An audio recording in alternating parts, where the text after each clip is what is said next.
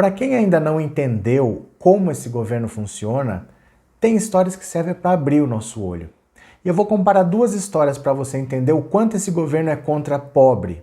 Eu vou contar a história do Ronaldinho Gaúcho, que você já sabe, mas uma outra que provavelmente você não sabe. Você vai comparar as duas e vai entender muita coisa, então vem comigo.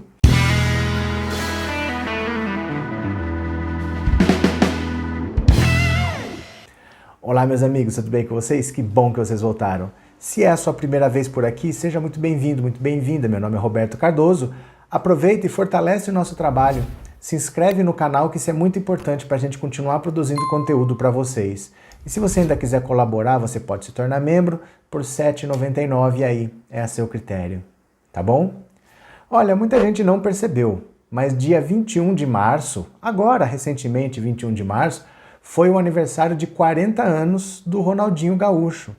Ídolo mundial, ídolo brasileiro, ídolo do Barcelona, ídolo no mundo todo. Ele passou o aniversário de 40 anos dele preso. Ele e o irmão mais velho, que ele trata como pai. Os dois passaram essa data importante presos no Paraguai, num caso que todo mundo sabe, com documentos falsos, uma coisa maluca, né, de passaporte naturalizado paraguaio, um país que só precisa de RG para entrar. Aí você vê ele envolvido com uma mulher lá que tem cassino, uma história esquisitíssima. E o Ronaldinho Gaúcho, embaixador do turismo para a Embratur, quer dizer, ligado a esse governo, foi convidado quando ele não tinha passaporte por causa de uma dívida ambiental no Rio Grande do Sul. Uma história toda errada. Mas nessa história toda errada, o que o Sérgio Moro, ministro da Justiça, foi fazer? Ligou para o Paraguai pedindo para soltar o Ronaldinho Gaúcho, foi até o Paraguai, intercedeu como ele pôde para soltar o Ronaldinho Gaúcho e depois disse que o Paraguai era soberano, mas que ele fez o que ele pôde para tentar tirar o Ronaldinho Gaúcho, com documentos falsos dizendo que era naturalizado paraguaio, mas ele fez o que ele pôde. Se alguém ainda não entendeu como esse governo funciona, o quanto esse governo é contra o pobre, eu vou contar uma outra história agora para você ver a diferença de atuação do governo. É um outro cidadão brasileiro que se chama Robson Oliveira. Ele é casado informalmente, ele não é casado no papel com a Simone, né, esposa dele. E essa Simone, uma excelente cozinheira, ela foi indicada para trabalhar com uma família de um jogador que chamava Fernando. Esse Fernando foi revelado no Grêmio, ele era da seleção de base da seleção brasileira e ele participou até daquele grupo que em 2013 ganhou aquela Copa das Confederações no Maracanã. Lembra? Todo mundo achava que no Brasil, o Brasil ia ser hexa e foi o 7-1. Mas aquele grupo que ganhou da Espanha de 3-0, ele estava na reserva, mas estava, era o Fernando. Esse cara estava jogando no Spartak de Moscou e a família queria uma cozinheira brasileira para levar para a Rússia. Aí ela foi indicada para ser a cozinheira deles lá. Mas ela era casada com o Robson. E o Robson falou assim, eu não estou gostando dessa história, porque a gente está junto, aí você vai embora, vou ficar o ano sem te ver, não vai dar certo.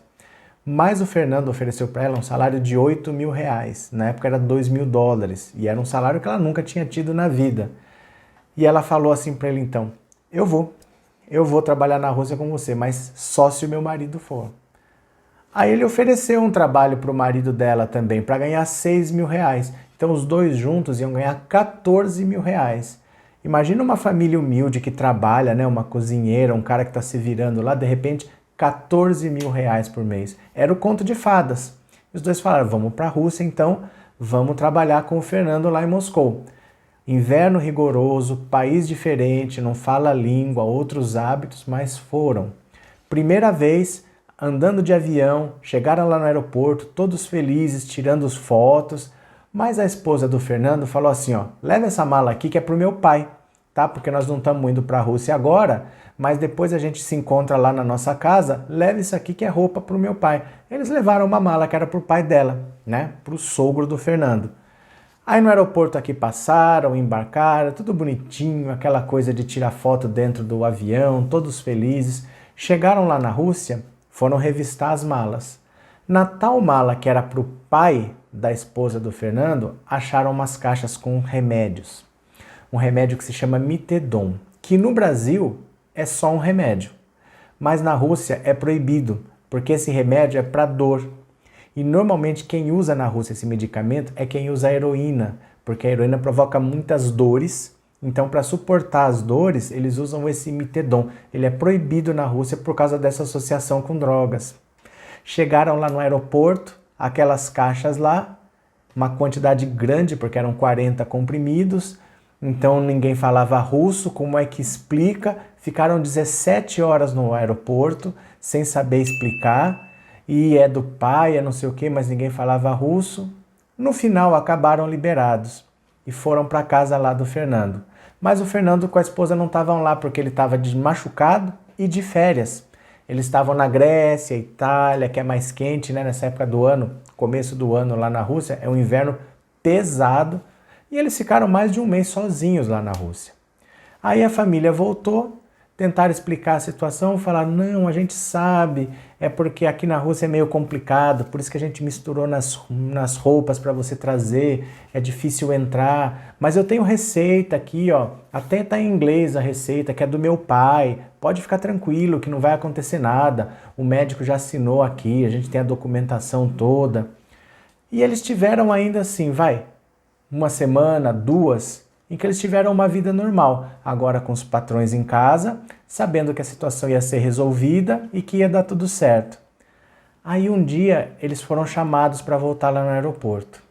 Vai lá o coitado do Robson e vai a família, né? O Fernando mandou o motorista levar ele lá, ele foi para lá e de lá ele não saiu mais. Ele ficou preso. Ninguém soube explicar para a esposa dele lá na casa o que tinha acontecido, porque o Robson não voltou. A esposa sem informação, o que aconteceu com o meu marido. O marido dela foi levado para uma prisão a 80 quilômetros de Moscou, acusado de tráfico internacional de drogas. Ela não sabia o que fazer, não podia visitar o marido porque não é casada legalmente com ele, então só tem acesso à visita parentes próximos, ela não podia visitar. E a família falando, não, a gente vai resolver porque nós temos a documentação, o meu pai vai lá. O pai dela embarcou de volta para o Brasil.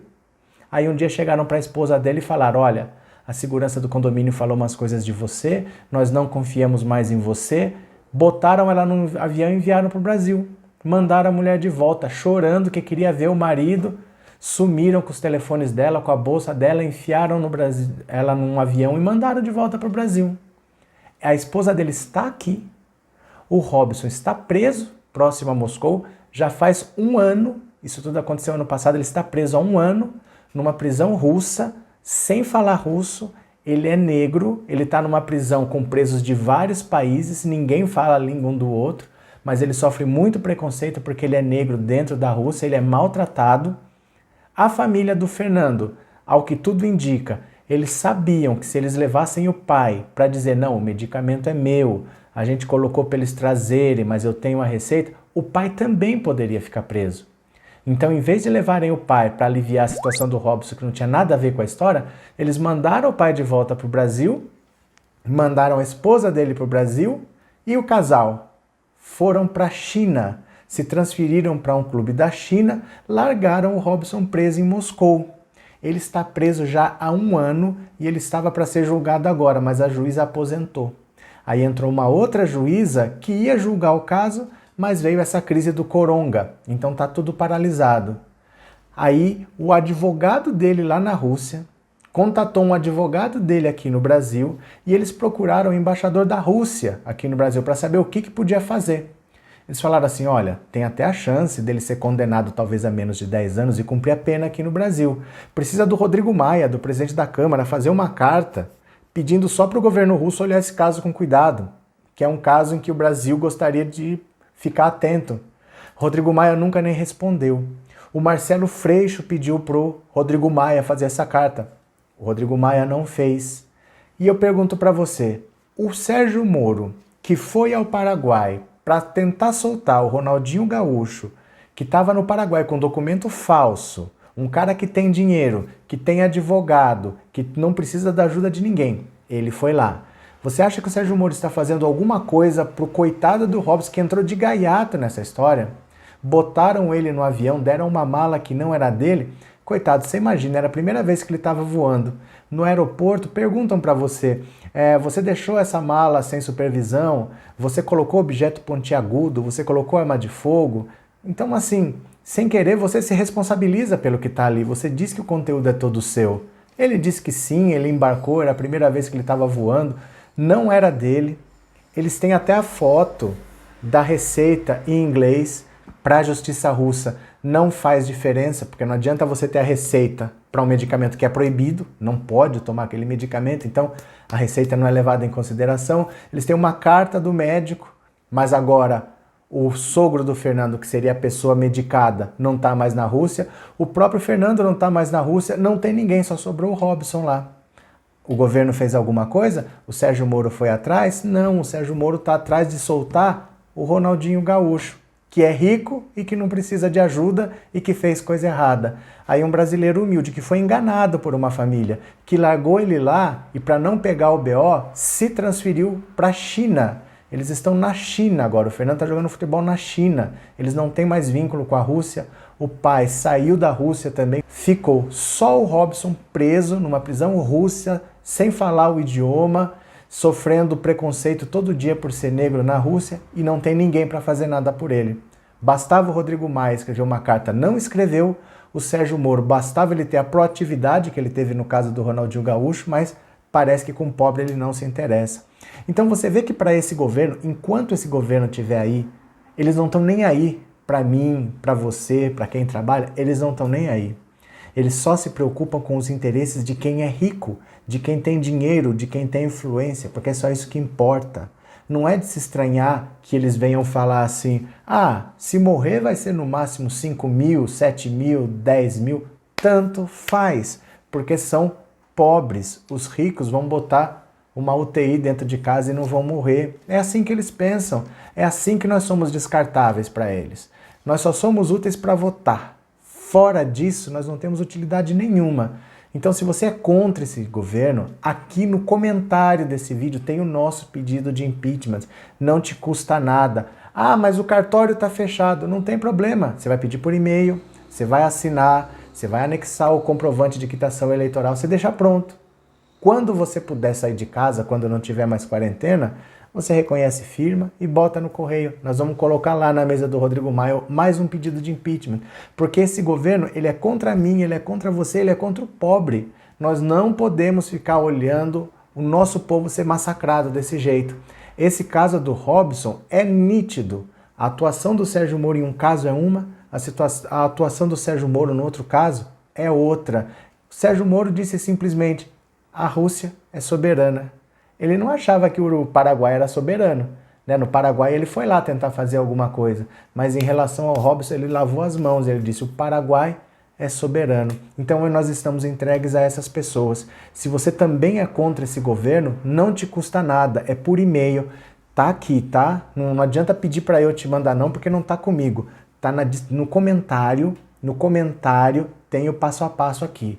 Tá bom? Manda um e-mail, peça, vamos tentar fazer alguma coisa, tá? A esquerda somos nós. Porque a esquerda não faz nada? Somos nós a esquerda. Eu já fiz o meu tá lá, faça o seu também. Tá bom? Então é isso, um grande abraço para vocês e eu já fui.